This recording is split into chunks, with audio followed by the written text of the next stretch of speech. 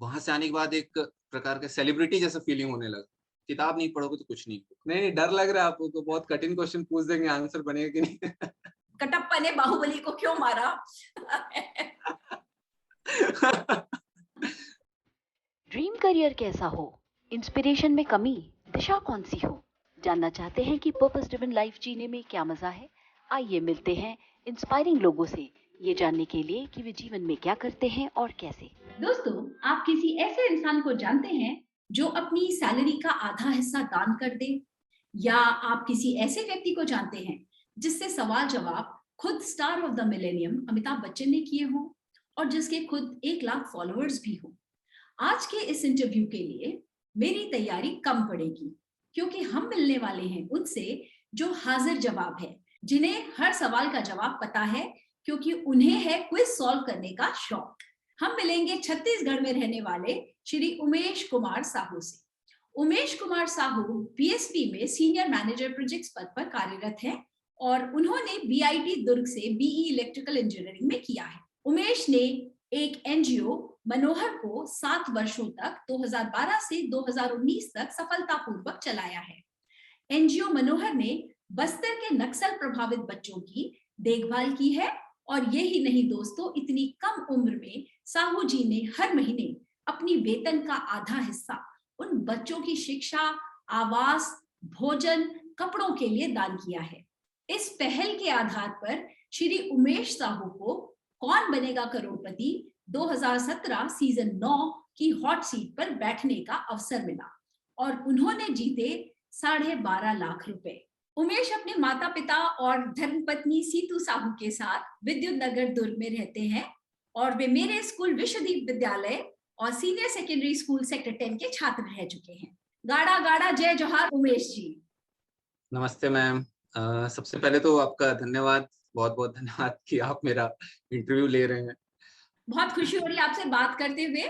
अमिताभ बच्चन जी के साथ इतना सारा समय आपने बिताया, आपको ये सौभाग्य मिला, क्या अनुभव रहा उनके साथ बिताए पलों का? अमिताभ सर के साथ जो 2017 केबीसी में गया था मैं, हॉट सीट में बैठने के पहले भी कुछ चीजें हुई थी, वो भी मैं आपको बताना चाहूंगा। मैं थर्ड कंटेस्टेंट था जो हॉट सीट पर बैठा था। मतलब उस सीजन में मैंने 2.94 सेकंड में आंसर दिया था, ट्रिपल एफ को क्लियर करके। ये एक वो था मेरे लिए अचीवमेंट था। जब मैं हॉट सीट से क्विट करके आ गया था तब मुझे केबीसी वालों ने बताया कि आपका एक बहुत तेज फास्ट आपने वो किया करके। खैर जी थैंक यू। उसके बाद जब मैं हॉट सीट पर पहुंचा, शुरू में तो काफी घबराया हुआ था, लेकिन उनकी टीम बहुत अच्छी है। केबीसी की टीम कोई भी कंटेस्टेंट जाता है तो उन लोग उसको सपोर्ट करते हैं और ढांढस बांधते हैं कि भाई तुम आराम से खेलो, कोई टेंशन नहीं है। धीरे धीरे कॉन्फिडेंस आने लगा, धीरे धीरे हम आंसर देते गए, आगे बढ़ते गए धीरे धीरे। वहां का एक्सपीरियंस शब्दों में बयान कर पाना बहुत मुश्किल है।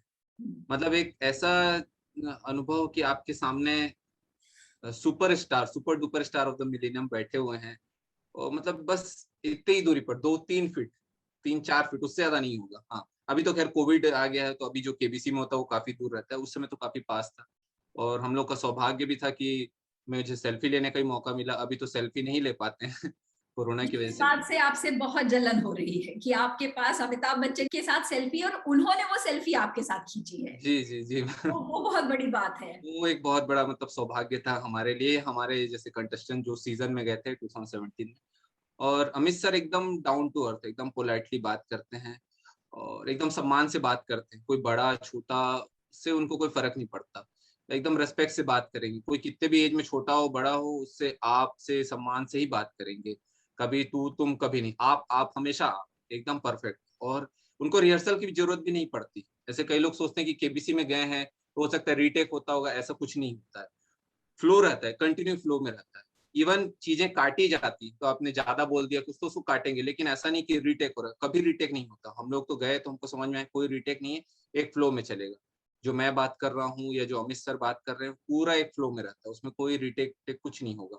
हाँ, बीच में जो थोड़ा छोटा सा 1-2 मिनट का गैप रहता है, ब्रेक रहता है, या आपको पानी पीना, वॉशरूम जाना या टचअप वगैरह, वो केबीसी में जाने के पहले 4 बार ऑडिशन दिया था। केबीसी का 2012 से तैयारी कर रहा था। अच्छा। 4 बार ऑडिशन देने के बाद मेरा क्लियर हुआ। तो बहुत पढ़ाई किया था। वहाँ हॉट सीट पे जाने के बाद सब भूल गया, ऐसा लगा अरे क्या कुछ नहीं आता। और धीरे धीरे लेकिन जब वो लोग क्वेश्चंस जो आते हैं, जो हाँ। लेवल नीचे से ऊपर जाता है, जब आप सही आंसर देते जाते हो तो कॉन्फिडेंस बढ़ता जाता है।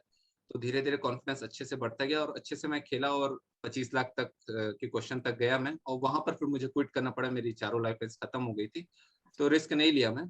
और अमित सर भी गाइड करते हैं प्रॉपर्ली कंटेस्टेंट को कि भाई देख लो जितना ज़रूरत अपने हिसाब से, रिस्क ज़्यादा लेना ठीक नहीं है, क्योंकि आप हायर लेवल के क्वेश्चन में गलत दे दोगे तो सीधा नीचे चले जाएँगे। तो सपोर्टिव हैं, ऐसा कि आप गलत डायरेक्शन में जा रहे हो तो थोड़ा बहुत हिंट देना, उनको भी लगता है कि यार कोई इतना लाखों लोगों के बीच से सिलेक्ट होके आया, तो ऐसा नहीं कि बेचारा 10-20 हज़ार रुपए जीत के जाए, अच्छी अमाउंट जीत के जाए और जो कॉज़ के लिए आया है, जिस काम के लिए आया है, जो भी उसका प्रॉब्लम है वो सॉल्व।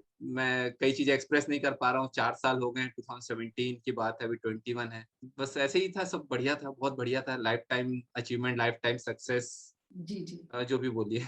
जी। वैसे उनके सामने, अमिताभ जी के सामने बैठ के जवाब देना मेरे ख्याल से कठिन हो जाता होगा, क्योंकि बहुत बड़ी पर्सनैलिटी है, तो जी। घबराहट तो होती होगी थोड़ी-सी ना?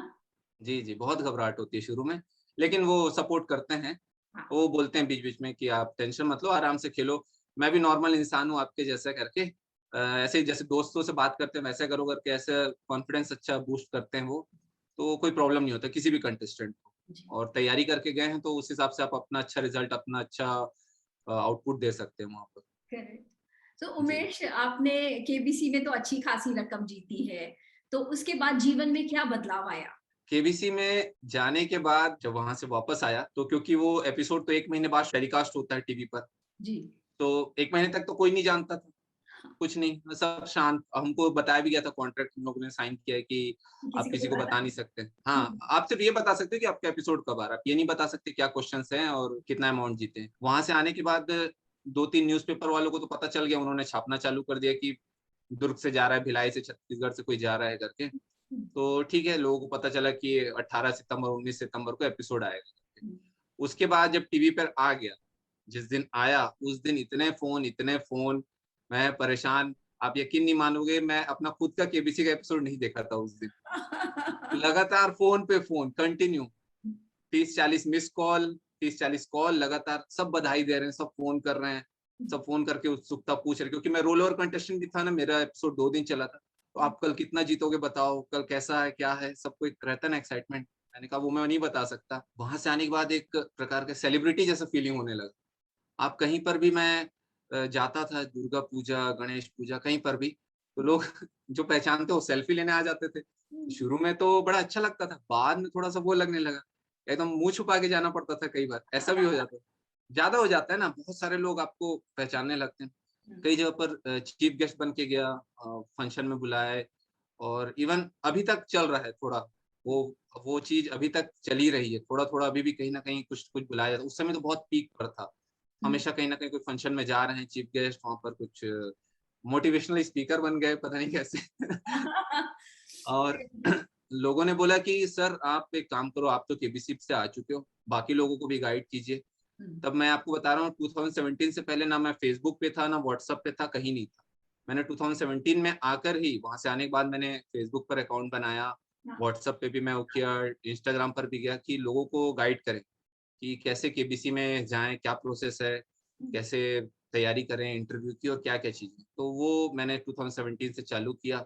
देखते-देखते फिर फेसबुक पर और यूट्यूब सब जगह पर मैंने चैनल बनाया, वो सब चीज़ें की हैं। तो ये चलता रहा धीरे-धीरे। तो तो हम ये पहले इस पे बात करते हैं कि जी, आपका केबीसी में जाने का जो सौभाग्य जी, आपको प्राप्त हुआ और ये सेलिब्रिटीहुड जो आप एन्जॉय कर रहे हैं, ये इसकी मेरे ख्याल से उमेश, आप ट्रूली डिजर्विंग कैंडिडेट हैं। उसका कारण ये है कि आप अपनी सैलरी का आधा हिस्सा यूँ ही दे देते थे। ये एक आम बात मुझे बिल्कुल नहीं लगी। तो मैं आपसे ये जानना चाहती हूँ कि आपके प्रारंभिक जीवन की कोई घटना या घर का माहौल, किस घटना ने आपको एक धर्मार्थ हृदय यानी कि चैरिटेबल हार्ट विकसित करने में मदद की, ताकि आप पीड़ितों के साथ सहानुभूति रख पाए, एम्पैथी आप पे बहुत गजब की है, उसके बारे में कुछ बताएं। जी, एक्चुअली क्या है, मेरा जो प्राइमरी जो स्कूलिंग हुआ है ना क्लास 5 तक का, वो जगदलपुर में हुआ है। जगदलपुर जो उस समय बस्तर के अंदर आता है। बस्तर तो सबको पता है छत्तीसगढ़ में नक्सलाइट अफेक्टेड एरिया है। तो 1-2 बार हमारे घर के सामने ही कुछ कार-वार जल गए थे, जला दिया गया था, और हम लोग डर के दूसरे घर चले गए थे, थोड़ा दूर किसी और के पड़ोसी के घर चले गए थे। कहीं फायर ब्रिगेड आएगा, नहीं आएगा, बट फायर ब्रिगेड आ गया, और सब चीजें कंट्रोल में हो गई, तो उस समय समझ में आया ये स्लाइट प्रॉब्लम क्या होता है। लेकिन कुछ कुछ वहाँ चलते रहता था, कभी जगदलपुर बंद रहता, कभी कुछ रहता, ये सब प्रॉब्लम होते ही रहता था। तो थोड़ा सा उस समय दिमाग में लगता था कि कहाँ फंस गए हैं, कौन सी जगह पर आ गए, यहाँ से निकलना चाहिए। एक डर भी रहता था। फादर गवर्नमेंट जॉब में थे, उनका फिर बाद में ट्रांसफर हो गया। फिर भी थोड़ा बहुत दिमाग में ये रहता था कि कभी कभी ऐसा लगता था कि यार वहाँ के बच्चे लोग कैसे करेंगे, जो इंटीरियर के गाँव में रहते हैं, उनका क्या होता होगा। बट जैसे जैसे मैच्योर होते गए, कॉलेज में आए, फिर कॉलेज में न्यूज़पेपर में पढ़े, हर एक दो महीने में ये घटना हुआ, वो घटना हुआ, इसके पेरेंट्स नहीं रहे, नक्सलाइट हमला हुआ, सीआरपीएफ के लोग मारे गए, जो भी हुआ। तो फिर लगा कि यार कुछ करना चाहिए करके। तो तब भी मेरे दिमाग में ये था कि कैसे करूँ, मैं तो खुद अभी कुछ सेटल ही नहीं हुआ हूँ, अपने पैरों पर खड़ा नहीं हुआ हूँ। फिर फाइनली जब कॉलेज पास आउट हो गया, किस्मत बोलिए जो भी है, मेरा यहीं पर जॉब लग गया, steel authority of India limited, Bhilai steel plant में। उसके बाद फिर अब लगा कि अब मैं कर सकता हूँ करके। और जो चैरिटी की भावना है वो मुझे लगता है मेरे को मम्मी पापा से आई है, फादर मदर से, क्योंकि वो लोग काफी हेल्प करते हैं फैमिली में। किसी को फाइनेंशियल कुछ जरूरत रहती है तो बिल्कुल वो दे देते हैं। कभी ऐसा बोलते भी नहीं उनको कि हमें वापस करो, कुछ कभी नहीं बोलते वो। इस बीच में क्या हुआ कि टीचर्स डे का कोई प्रोग्राम था, अगले दिन न्यूज़पेपर में पढ़ा कि एक मनोहर नाम का एक यहाँ पर एक एनजीओ चल रहा है, बट वो बंद होने की कगार पर है। और उसमें वैसे ही बच्चे हैं जो नक्सलाइट अफेक्टेड हैं, जिनके किसी के माता भी नहीं है, पिता नहीं है, या दोनों नहीं है, वैसे लोग हैं यहाँ, वैसे बच्चे हैं।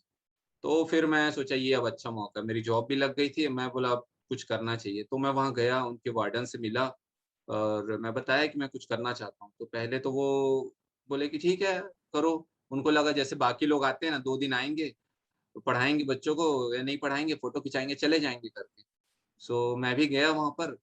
तो मुझे चेस वगैरह खेलने में काफ़ी इंटरेस्ट है, तो मैं सोचा कि पहले बच्चे लोगों को थोड़ा-सा चेस सिखाता हूँ, इनसे इंटरैक्ट करना है, तो उनको थोड़ा चेस वगैरह सिखाया। उनको आता नहीं था बिल्कुल भी और उनको काफ़ी अच्छा लगने लगा। धीरे-धीरे 1 हफ्ता 10 दिन निकल गया, उसके बाद वहाँ की जो वार्डन मैडम थी, वो बोली, "तुम कोशिश करो बच्चों को पढ़ाने का, अगर पढ़ा सको।" मैंने कहा कि "वो तो हिंदी मीडियम के, मैं इंग्लिश मीडियम वाला हूँ, तो पॉसिबल नहीं हो पाएगा।" तो बोले, "कोशिश करके तो देखो।" धीरे-धीरे उनको इंग्लिश, मैथ, साइंस पढ़ाने की कोशिश किया, खुद भी सीखता गया। हिंदी सब्जेक्ट्स के हिंदी का जो प्रोनाउंसिएशन करना है, जैसे पेरीमीटर को परिमाप बोलते हैं, त्रिज्या, वृत्त, मतलब हिंदी के टर्म्स सीखता गया मैं धीरे-धीरे उनके साथ। शुरू में कठिन होता था बट सीखता गया। फिर समझ में आया कि ये एक अच्छा, मैंने जो सोचा था वो मैं कर रहा हूँ, अब इसको मेरे को कंटिन्यू करना चाहिए। और गवर्नमेंट का फंड भी नहीं मिलता था वहाँ पर, क्योंकि प्राइवेट एनजीओ को गवर्नमेंट नहीं देती है, मतलब लिमिटेड, नहीं के बराबर। और लगभग 40 बच्चे हैं वहाँ थे, 20 लड़के 20 लड़कियाँ। मैं सोचा कि मैं ही सैलरी से हेल्प कर देता हूँ, खाने-पीने की जो ज़रूरत होगी, कपड़ों की, किताबों की। तो धीरे-धीरे एक बॉन्डिंग बनता गया और बच्चों का रिज़ल्ट भी अच्छा इम्प्रूव होता गया। वो जिन स्कूलों में पढ़ते थे, वहाँ के टीचर्स ने भी कहा कि बच्चों का परसेंटेज अच्छा हो रहा है। जिसका 60% आता था वो 70 पे चला गया, 70 वाले 80 पे चले गए। तो बच्चे भी मेहनत करने लगे, तो मुझे भी अच्छा लगने लगा। तो ये चीज़ें 2012 से चली आ रही थी, चली आ रही थी, चली आ रही थी। ऐसे करते-करते बहुत सारे बच्चे स्कूल से पास आउट हो गए, कुछ कॉलेज से भी क्लियर कर गए। धीरे-धीरे मतलब एक अच्छा एनवायरनमेंट होता गया। और जैसे-जैसे बच्चे पास आउट हो जाते थे तो उनको एक उनके घर भेज देते थे, क्योंकि वहाँ घर पे उनकी खेती-बाड़ी को भी देखना है ना। पढ़ना है वो भी ज़रूरी है। तो कॉलेज वगैरह वहाँ पर अच्छी कंडीशन में है, ठीक है, कोई इश्यू नहीं है बस्तर में। स्कूलों का थोड़ा-सा दिक्कत था उस टाइम। सो धीरे-धीरे करते-करते हम लोगों ने 40 बच्चों में से अभी मेरे पास 7-8 बच्चे बचे हैं, जिनका कॉलेज का बचा हुआ है और कुछ उनकी एग्ज़ाम्स की तैयारी चल रही है। हुँ, तो ओवरऑल जो मेरा जो टारगेट था इन बच्चों को कंप्लीट कराने का, वो लगभग पूरा ही हो गया। 1-2 साल में पूरा टोटली कंप्लीट हो जाएगा। और नए बच्चे मैं नहीं ला पाया, क्योंकि गवर्नमेंट का रूल है, दूसरे जिले से आप नहीं ला सकते 18 साल से नीचे के बच्चों को। पहले नहीं था, अभी कर दिया गया। हुँ, तो ये सब चीज़ें थी, तो जो मैं 50% सैलरी देता भी था, उसके पीछे कारण वो जो मैंने बताया, मम्मी-पापा के इनबिल्ट गुण आए हैं। और मैंने घर पे भी पूछ लिया था, क्योंकि मेरे 2010 में जॉब लग गई थी, तो शादी का एक प्रेशर था कि शादी करना है करके। हुँ, लेकिन मैं बोला नहीं, मेरे को अभी नहीं करना है, मेरे को थोड़ा-सा टाइम चाहिए। घर वाले भी ज़्यादा कुछ वो नहीं बोले, ठीक है देखो तुमको जैसा करना है करो। और बहुत अच्छे रिज़ल्ट भी मिले बच्चों की तरफ से। मतलब मुझे अच्छा लगता था, रोज़ एक ऐसा लगता था, रोज़ मेरे को एक सक्सेस मिल रही है, रोज़ सफलता मिल रही है, कुछ ना कुछ मिल ही रहा है लाइफ में। कुछ सुकून से मैं सो पाता था कि हाँ, मैंने जो सोचा था वो मैं कर रहा हूँ। और तभी उस बीच में जो मैंने बताया ना, 4 बार मैंने जो ऑडिशन दिया, तब मेरे दिमाग में बीच में आया कि यार अगर मैं इन बच्चों को पढ़ा रहा हूँ, जो मेरे को नॉलेज मिल रहा है, वो पढ़ाकर, और अपना मैं क्यों ना मैं केबीसी में जाने का ट्राई करूँ, वहाँ से जो अमाउंट जीतूँगा, वो भी मैं लगा दूँगा बच्चों के ऊपर, और अच्छा हो जाएगा। तो ऐसा करते करते ये सब चीजें मतलब आपस में इंटरकनेक्टेड हो गई। तो बोलते हैं ना everything happens for a reason, तो मैं तो उसमें बिलीव नहीं करता, मैं बिलीव करता हूँ everything happens for a best reason. तो बेस्ट रीजन के लिए हुआ, ये सब चीजें आपस में कनेक्टेड थी, इसीलिए मैं वहां गया, ये हुआ। केबीसी में मेरा सिलेक्शन भी इसी बेसिस पर हुआ, और उसके बाद फिर लाइफ तो सब चेंज हो गई काफी, और जैसा चल रहा है वो सभी को पता है। जी। जी, तो उमेश आप बच्चों के साथ संपर्क में है और आपने जो ये नेकी का काज किया है, इसके हम्म। लिए आपकी जितनी भी सराहना की जाए वो कम है। और मुझे आप में ये बात सबसे अच्छी लगती है। अगर आप केबीसी में ना भी जाते, आज यहाँ पे बैठ के मेरे साथ बातें ज़रूर कर रहे होते। तो इसके जी। लिए सलाम है आपको। जी, थैंक यू मैम। अच्छा, और आप ये बताइए कि अभी आप क्या कर रहे हैं? आपका जो पैशनेट प्रोजेक्ट है अजंता फाउंडेशन, वो क्या-क्या जी। करता है? जैसे कि मैंने पहले ही बताया कि आपको कि गवर्नमेंट हमको उसके बाद और अलाउ नहीं की नए बच्चों को लाने का नक्सलाइट अफेक्टेड एरिया से। तो मैंने सोचा कि अब ये काम तो लगभग खत्म होने की ओर आ गया है। जो मेरा टारगेट था तो लगभग पूरा हो ही गया है। उसके पहले मैं कुछ दूसरा काम स्टार्ट कर देता हूँ। तो हमने एक नया फाउंडेशन चालू किया, अजंता फाउंडेशन। अजंता फाउंडेशन में भिलाई की करीबन 40 महिलाएं जुड़ी हुई हैं।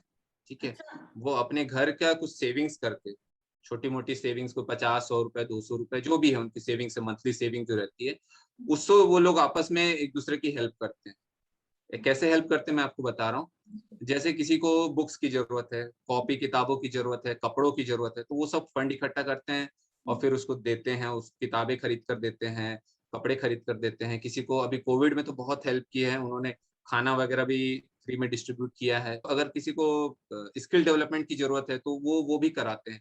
ग्रीटिंग बनाना सिखाना, कपड़े सिलाई बुनाई, ये सब चीजें, टेलर का काम, ताकि वो खुद अपना सेल्फ डिपेंडेंट हो सके। जैसे कोई बच्चा अच्छे पोजीशन पे आया है, स्कूल में अच्छी रैंक आई है उसकी, टॉप 20 में भी आया है, तो उसको हम लोग सम्मान करते हैं, उसको प्राइज देते हैं। अपना अजंता फाउंडेशन का इंटरनल आपस में ही सब ग्रुप लोग मिलकर, और उन बच्चों को बुलाएंगे, उसके पेरेंट्स को बुलाएंगे, उसको और मोटिवेट करते हैं। उनके पेरेंट्स को भी बोलते हैं कि भाई इसको पढ़ाना, लड़का हो या लड़की जो भी है, इनको पढ़ाइए आगे तक। अगर कुछ स्कूल की फीस का कुछ इशू है तो हम लोग देंगे। हम लोगों ने वो सब भी किया है फाउंडेशन को वो करके। और इसमें जो भी सबसे मेन अभी जो हम लोग का काम चल रहा है, जो जवाहर नवोदय विद्यालय होता है, एक गवर्नमेंट की स्कीम है जो क्लास 6 से लेकर 12 तक की रहती है। उसमें गवर्नमेंट फ्री में आपको उस बच्चे का खाना पीना कपड़ा स्कूलिंग सब खर्चा उठाती है, हॉस्टल में रखती है और सब उसको अच्छे से उसको डेवलपमेंट करती है, उसके एक्स्ट्रा करिकुलर एक्टिविटी सारी। तो उसके लिए जो एंट्रेंस एग्जाम होता है उसकी हम लोग फ्री में तैयारी कराते हैं। फाइनेंशियली बैकवर्ड है, 2-3 साल से ये काम चल रहा है। और अभी कोरोना में क्या हुआ कि हम फिजिकली तो नहीं पढ़ा सकते, ऑनलाइन हम लोग की क्लास रहती है। 20-25 बच्चों को हम लोग सिलेक्ट कर लेते हैं, इन जनरल जिसको जरूरत है, जिसकी कंडीशन ठीक नहीं है, पता कर लेते हैं और उसको हम लोग अपने ऑनलाइन क्लास में डाल देते हैं। तो फर्स्ट ईयर भी अच्छा रिजल्ट रहा, सेकेंड ईयर भी अच्छा ही था रिजल्ट। धीरे धीरे इंक्रीज हो रहा है। तो इसको बड़े लेवल पर करना चाहता हूँ मैं, और सोचता हूँ कि हर डिस्ट्रिक्ट में ऐसे जो लोग हैं उनसे जुड़ना चाहता हूँ और आपस में कनेक्ट हो जाएं, ताकि वहाँ, अब मैं तो दुर्ग जिले वालों को देख रहा हूँ मैं भी। अब लेकिन जैसे अब ये ऑनलाइन हुआ तो उसके कारण क्या मैं कवर्धा, बेमेतरा, जगदलपुर बाकी लोगों से भी कनेक्ट हो पाया। तो मेरे मन में आया कि क्यों ना बाकी जगह के और भी ऐसे बच्चे होंगे, उन तक इन्फॉर्मेशन पहुंचनी चाहिए। तो उसी के लिए जो मैंने कहा ना, फेसबुक या सोशल मीडिया का इस्तेमाल करना। तो धीरे धीरे वहां पर भी मैं डालते रहते हैं कि भाई जिसको तैयारी की जरूरत है वो कांटेक्ट करें, कांटेक्ट नंबर डाल देते हैं, तो वहां से भी मिलते हैं बच्चे।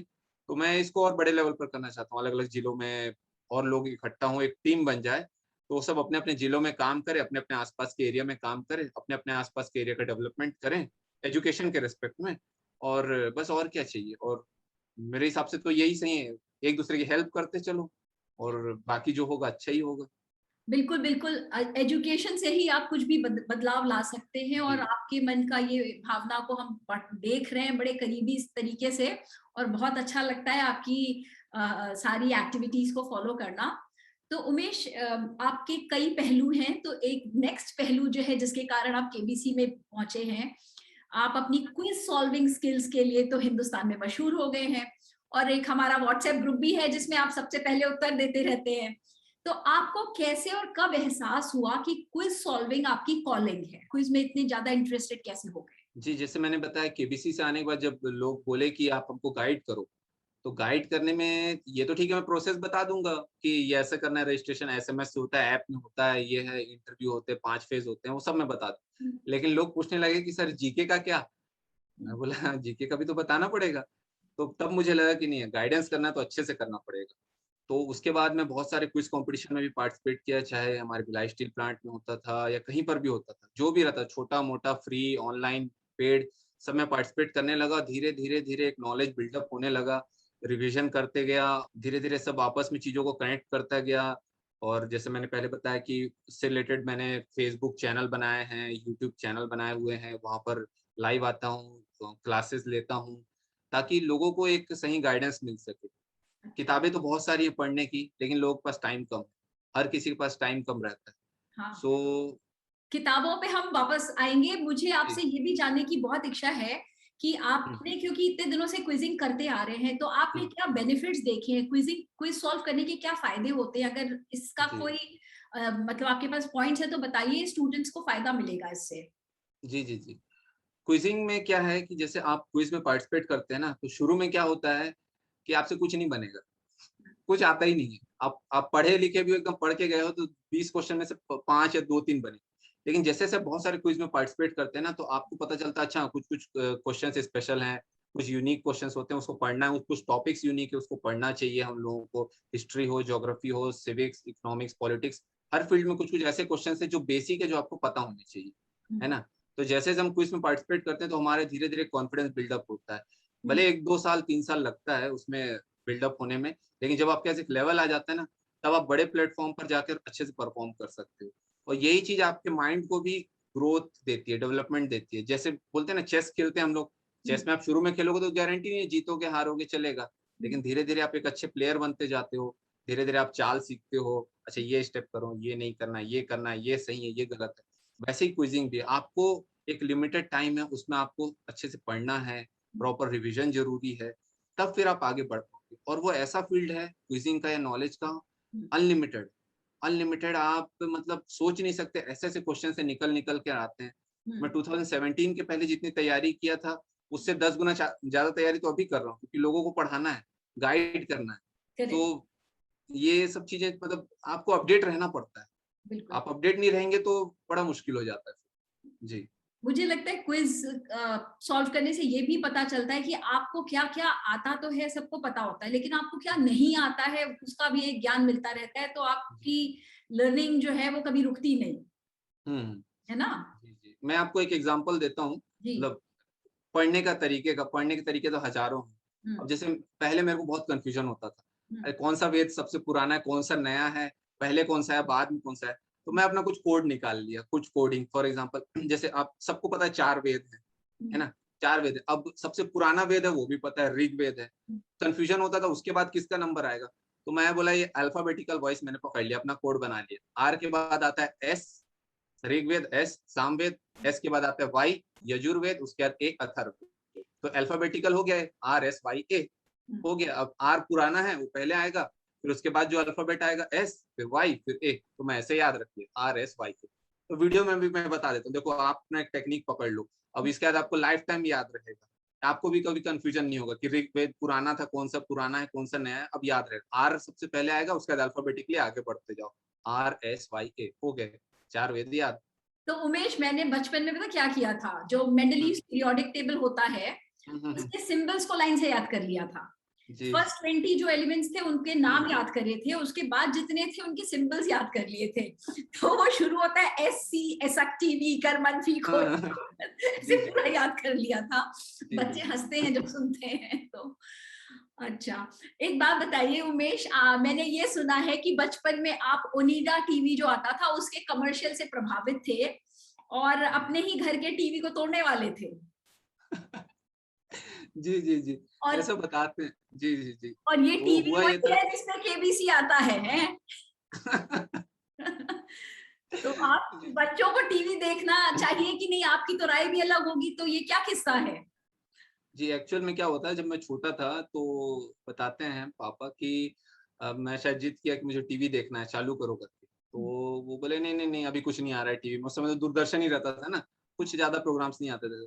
अब हम छोटे थे, हमको क्या पता, 3 साल के रहे, 4 साल के, जो भी। तो बोले नहीं नहीं जाओ। तो शायद मैं गुस्सा हो गया, तो बाहर कुछ पत्थर या कुछ पड़ा था, उठा के लाया और टीवी की तरफ फेंक दिया था।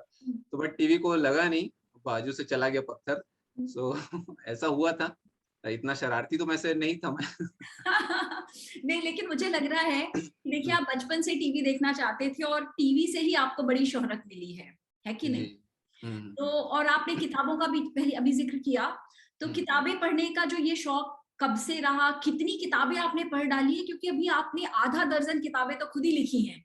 तो ये भी जी। बताएँ कि किताबों से क्या संबंध रहा? किताबें पढ़ना तो बहुत ज़रूरी है। लाइफ में आगे बढ़ना है ना, तो सब बोलते हैं और बिल्कुल सही बोलते हैं, मैं भी यही बोलूँगा, किताब नहीं पढ़ोगे तो कुछ नहीं होगा। मोटिवेशनल बुक्स बहुत सारी पढ़ी है मैंने, जितने भी मोटिवेशनल राइटर्स हैं, चाहे वो शिव खेड़ा की हो गई और सीक्रेट बुक सीरीज़ है, वो भी काफ़ी अच्छी है, तो उसको भी पढ़ा है मैंने। और भी राइटर्स हैं, मेरे को अभी नाम ध्यान नहीं आ रहा, बहुत सारी मोटिवेशनल बुक्स पढ़ी है। उसके जीके से रिलेटेड तो काफ़ी बुक्स पढ़ी है, मतलब 50-60 से ऊपर होगी, कम से कम 50-60। और मैगज़ीन्स वग़ैरह जो रेगुलर आती है, इवन बच्चों की भी जो मैगज़ीन्स आती है न्यूज़पेपर में, चाहे दैनिक भास्कर की हो, हितवाद की हो, ट्विंकल स्टार हो, वो भी रेगुलर पढ़ते रहता हूँ। कुछ ना कुछ नॉलेज यूनिक चीज़ उसमें से निकल के आता ही है और वो चीज़ को आप नोट कर लो। लोग क्या करते हैं, वहीं टिक कर देते हैं, वो टिक करने वाला काम मत करो बुक में। आपको अगर कुछ अच्छा चाहिए, अच्छी लाइन लगती है, मोटिवेशनल लाइन हो या जीके के फैक्ट्स हों या कुछ भी चीज़ आप पढ़ रहे हो, उसको आप अपनी कॉपी में नोट कर लो। वो आपके दिमाग में चला जाता है। जस्ट आप पढ़ लोगे और ऐसे पेंसिल से टिक कर देंगे पेन से, तो वो नहीं जाता। आपको उसको कॉपी में लिखना चाहिए। अलग से कॉपी बना लीजिए, नोट्स बना लीजिए अलग-अलग सब्जेक्ट्स की। तब और लिखेंगे उसको, फिर बाद में उसको रिवाइज़ करेंगे, तभी वो चीज़ होती है। और जैसे मैंने बताया कि यूट्यूब और फ़ेसबुक पर जो हमारा चैनल चलता है, उसके अलावा लोगों ने कहा कि सर आप थोड़ा बुक के बारे में भी देखिए, आपको तो इतना नॉलेज है। तो इसलिए मैंने कुछ केबीसी से रिलेटेड भी बुक्स निकाली हैं, ऑनलाइन बुक्स निकाली हैं। अभी एक नया शो आ रहा है बिग पिक्चर, उसके लिए भी कुछ बुक्स निकाली हैं। तो ये दोनों काम पैरेलल में चल रहा है। और भी बुक्स निकलेगी और हमारा एक नया ऐप भी आ रहा है। एक गूगल प्ले स्टोर में कुछ दिन में आ जाएगा। उस पर भी पूरे फैक्ट्स रहेंगे और उसके ज़रिए हम लोगों को एक एम्प्लॉयमेंट रोज़गार देने का एक ज़रिया बनाना चाहते हैं। अगर कोई सोचता है कि मैं किसी फ़ील्ड में एक्सपर्ट हूँ, कुछ वीडियो मैं डालना चाहता हूँ, तो अगर वो वीडियो अच्छी रहेगी, बढ़िया रहेगी, तो हम उसको एडिटिंग वगैरह करके उसमें डाल देंगे और उसका कुछ उसको क्या बोलते हैं, कुछ उसको फाइनेंशियल बेनिफिट दे दें अच्छा। सामने वाले को। ताकि उसको अभी क्या कोरोना की वज़ह से मैंने देखा है कई लोगों के पास कुछ है नहीं ऑप्शन, लेकिन उनके पास नॉलेज है। कई लोगों की कोचिंग चलती थी, वो बंद हो गई है। अब उनको ऑनलाइन कुछ ऐसा कुछ आता नहीं है कि कैसे करें। तो मैं वो सब लोगों को कनेक्ट करके उस ऐप पर लाना चाहता हूँ। तो ऐप पे भी काम चल रहा है। 4-5 दिन में वो आ ही जाएगा और उसमें सारे कंटेंट्स रहेंगे। तो ऐसा मतलब मैं सोचा हूँ कि सारी चीज़ों को मर्ज कर दो, यूट्यूब, फेसबुक सब इधर-उधर सब आपस में लिंक करो ताकि लोगों को पढ़ने के लिए और कनेक्ट होने के लिए एक ऐसा प्लेटफ़ॉर्म मिल जाए, जिससे ज़्यादा इधर-उधर भटकना ना पड़े। तो कन्फ्यूज़ रहते हैं कि जाएँ कहाँ? कौन सही बता रहा है, गलत बता रहा है, कुछ समझ ही नहीं आता है। तो हम लोगों की एक टीम है, जो कुछ-कुछ जो लोग केबीसी में जा चुके हैं, जो हॉट सीट में जा चुके हैं, हम लोगों की एक टीम है, वो व्हाट्सएप ग्रुप्स चलाती है, इंस्टाग्राम पर है, यूट्यूब पर है, वो सब अपने-अपने चैनल चलाते हैं, जो प्रॉपर सही नॉलेज चाहिए वो सब बताते हैं। वो ये भी बताते हैं इस बुक से पढ़ो, इससे मत पढ़ो, ये चीज़ें अच्छी हैं। तो ये सारी चीज़ें मतलब हम लोग वो करते हैं मेहनत और अपडेट होते रहते हैं। मैं ही किताब नहीं निकाल रहा, मेरे अलावा और भी लोग हैं, जो केबीसी में जा चुके हैं, वो लोग भी किताबें निकाल रहे हैं और हम लोग आपस में एक-दूसरे की बुक्स देखते हैं, बताते हैं, अरे इसमें ये गलत है, ये सही है, सुधार लो। फिर वो हम सामने वाले तक देते हैं। ऐसा करके चल रहा है चीज़ें। तो बुक्स का मतलब बहुत इम्पोर्टेंस है लाइफ में। आप बुक को पढ़ते रहिए और जो भी आपके फ़ेवरेट बुक्स हैं, जो फ़ेवरेट आपके टॉपिक्स हैं, जो उसमें ज़रूर हज़ारों राइटर्स आपको मिल जाएँगे और भगवान जो है ना, भगवान को पता रहता है किसको कहाँ क्या कनेक्ट करना है। आपको जो चीज़ चाहिए वो आपको उस टाइम पर मिलेगी ही मिलेगी। बस बहुत थोड़ा सही बहुत बात है। टाइम आगे-पीछे होता है, लेकिन आपको मिलता ही है, मेरा ये मानना है। आपको जो बुक चाहिए, जैसे लोग चाहिए, आपको वैसे लोग मिलेंगे लाइफ़ में। और हाँ, एक चीज़ मैं बताना भूल गया था, जब मैं केबीसी से आया, उसके बाद इवन फॉरेन कंट्रीज़ से भी मुझे कुछ-कुछ फंडिंग मिली। अरे वाह! मतलब यूएस, यूके, कनाडा, ब्रिटेन वगैरह, फ्रांस, इधर-उधर से भी लोग कनेक्ट हुए, क्योंकि वो सोशल मीडिया के कारण ही हो पाया। अगर मैं नहीं रहता फ़ेसबुक पर, तो वो कैसे कनेक्ट होते? मेरे नंबर कहाँ से? तो वो लोगों ने भी हेल्प की और इवन अभी भी वो बोलते हैं, कुछ लोग हेल्प करते हैं, आपको कभी भी ज़रूरत हो तो हम हेल्प करने के लिए तैयार हैं। तो मैंने देखा है कि एक-दूसरे की हेल्प करो तो आपको रिज़ल्ट बहुत अच्छे मिलते हैं और सुकून रहता है। मेन तो है सुकून, सुकून से रहो, सब बढ़िया है। बाकी तो चलते ही रहता है लाइफ़। नींद अच्छी आती है सुकून से। जी। जी, जी, नींद तो मेरे को बहुत अच्छी आती है। नहीं उमेश, आप बहुत अच्छा काम कर रहे हैं और मुझे लगता है जो हमारे श्रोता दर्शक देख रहे हैं, आप के सारे लिंक्स हम इस वीडियो के साथ शेयर करेंगे, तो वो आपको फॉलो करे, आपसे संपर्क करे। आपको क्विज में नहीं भी जाना है, अगर आप कुछ और अच्छा चैरिटी का काम करते हैं तो उमेश जी हैं, भिलाई एजुकेशन चैरिटेबल ट्रस्ट है, आप हमारे साथ संपर्क करके हमसे हाथ मिलाइए और हम लोग साथ मिलके अपने समाज में वो बदलाव लाएं जो हम देखना चाहते हैं। जी जी। तो उमेश जी, चलिए अब आपके साथ खेलते हैं रैपिड फायर उमेश कुमार साहू के साथ, और देखते हैं कि वो आज यहाँ से क्या जीत के जाते हैं। आपने 12 सवाल का जवाब दिया तो अच्छी खासी रकम जीती। यहाँ फ्री फंड के जवाब दे रहे हैं तो बुरा तो नहीं लग रहा है? नहीं, डर लग रहा है आपको, बहुत कठिन क्वेश्चन पूछ देंगे, आंसर बनेगा कि नहीं। जी। आज मुझे डर लग रहा है आपसे सवाल पूछने में। चलिए थोड़ी ज्योग्राफी के बारे में बात करते हैं। ये बताइए, धरती है, इसका नॉर्दर्न मोस्ट पॉइंट कौन सा है? नॉर्दर्न मोस्ट पॉइंट है, नॉर्थ पोल है। और जी। सदर्न मोस्ट पॉइंट क्या है? सदर्न मोस्ट साउथ पोल है। अच्छा, और ईस्टर्न मोस्ट पॉइंट क्या है? ईस्टर्न मोस्ट पॉइंट आपका एक आइलैंड है, कैरोलिन आइलैंड है, वो किरिबाटी में, ईस्टर्न मोस्ट पॉइंट। ऑलराइट। और वेस्टर्न मोस्ट पॉइंट क्या कहलाएगा फिर? वेस्टर्न मोस्ट आपका सबसे लेफ्ट में तो अलास्का में आता है, वो अट्टू आइलैंड। चारों आइलैंड है, मतलब समझ लीजिए तो एक आपने हिसाब से। चारों दिशा के बारे में तो आपको पता है। फिर सेंटर ऑफ द अर्थ जो है, geographical centre of the earth, वो क्या माना जाता है? Geographical centre of the earth Turkey में, टर्की में एक प्लेस है, उसका नाम कुछ अजीब सा है, इस्किलिप, इस्किलिप टर्की, अच्छा, तो ये एक है। जी। अच्छा, तो मैंने ज्योग्राफिकल भी सेंटर आंसर्स कहते चेक नहीं करे क्योंकि मुझे पता था मैं आपका इंटरव्यू लेने वाली हूँ, तो आपने सही ही जवाब दिया होगा। और हैं। जी दर्शकों से मैं कहूंगी, अगर इन्होंने कोई गलत जवाब दिया है तो कमेंट में जरूर लिखिएगा। हम जी आगे जी। चलते हैं उमेश। हम्म, ऐसा कौन सा कॉन्टिनेंट है जहां रोम नामक शहर नहीं है? अंटार्कटिका। रोम हर कॉन्टिनेंट में है, रोम नाम का शहर हर कॉन्टिनेंट में, अंटार्कटिका में नहीं है। जी। वाह वाह। और ऐसा कौन सा जानवर है जो जंप नहीं कर सकता? एलिफेंट, हाथी। क्या बात। कौन सा जीव सर कटने के बाद भी कई हफ्तों तक जिंदा रहता है? कॉकरोच। कॉकरोच तो इवन न्यूक्लियर अटैक को भी सरवाइव कर सकता है। बहुत सही जवाब दिया आपने। पर मैं आपको फन फैक्ट एक बताना चाहती हूँ कि जी। सिर्फ इसी वजह से महिलाएं कॉकरोचों से डरती हैं, क्योंकि सभी महिलाओं को ये बात मालूम है कि वो मरने के बाद भी जिंदा रहता है।